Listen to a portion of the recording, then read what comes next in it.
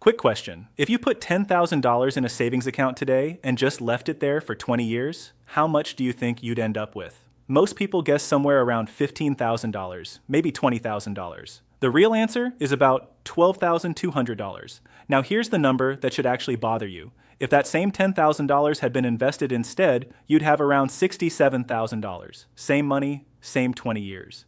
One decision is the difference between a nice vacation and a down payment on a house. If you've got money sitting in savings right now and you've been meaning to figure out investing for the last 2 years, this video is the one that actually gets you there. I'm Jack, and today I'm giving you the exact 5-step path from saver to investor. No jargon, no 47-tab spreadsheet, just the order of operations that actually works. Let's get one thing out of the way. Saving isn't wrong, saving is step one. The problem is when it becomes the only step. Here's the simplest way to think about it. Saving protects money. Investing grows money. Those are two completely different jobs, and a lot of people are asking their savings account to do a job it was never built for. Run the numbers on $10,000. At a typical 1% savings rate, after 1 year, you've got $10,100. At a historical stock market average of around 10%, that same $10,000 turns into $11,000. Not a massive gap yet, but stretch it to 20 years, and the gap stops being small. $12,200 versus roughly $67,000. Same starting point, wildly different outcome. That's compounding doing exactly what it does, rewarding the money that stays invested longest.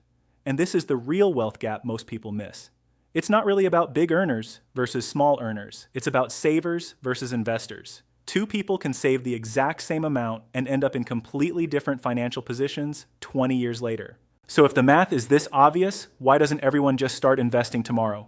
Because the obstacle was never the math, it's psychology.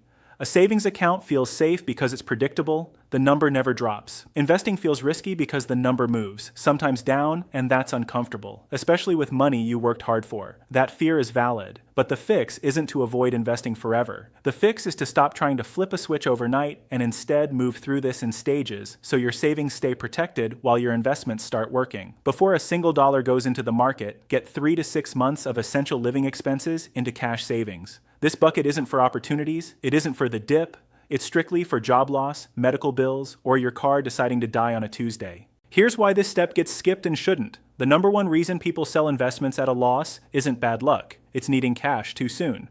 An emergency fund is what keeps a short-term problem from wrecking a long-term plan. Mentally split your finances into 2 buckets. Bucket 1 is safety money, it doesn't move, it doesn't fluctuate, it's just there. Bucket 2 is growth money, and its entire purpose is to go up and down over time on its way to growing. Once you stop expecting Bucket 2 to behave like Bucket 1, the volatility stops feeling like a crisis. A lot of beginners assume investing requires thousands of dollars to be worth doing. It doesn't. Most major brokerage platforms let you start with $50 or $100. At this stage, you're not optimizing for returns, you're building the habit. The habit is what carries you through the next 20 years, not your starting balance. This is where a lot of beginners sabotage themselves, jumping straight into day trading, options, or chasing whatever's trending. Skip it. The simplest approach usually wins: low-cost index funds that track hundreds of companies at once, instead of betting on one.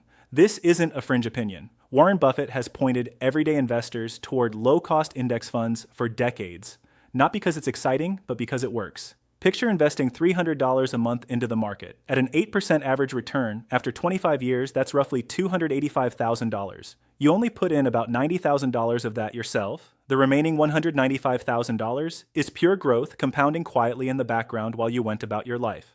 Think of it like planting instead of storing. A jar of seeds stays a jar of seeds forever. Planted in soil, it looks like nothing's happening for a while, and then one day it very much is. Fair question, and a normal one to ask. Market downturns aren't rare. They've happened dozens of times throughout history, and the market has recovered every single time. Here's the part that flips the fear on its head. If you're investing consistently, a downturn means your next contribution buys more shares at a lower price. Long-term investors aren't immune to crashes. They just don't need to react to them because they're thinking in decades, not headlines. Let's bring it together. 1. Build a 3 to 6 month emergency fund before you invest anything. 2. Separate safety money from growth money in your head. 3. Start investing small, even if it's $50. 4. Keep your first investment simple, index funds over complexity. 5. Stay consistent and give compounding the runway to work. Saving gives you stability. Investing is what gives you freedom. You genuinely don't need both to start on day one, but the sooner you start moving toward both, the sooner your money starts working as hard as you do. Quick question for the comments. Are you still in the saving phase, or have you already made the jump to investing? Let me know below. And if this gave you a clear next step, hit subscribe. I break down a new piece of the money puzzle every week.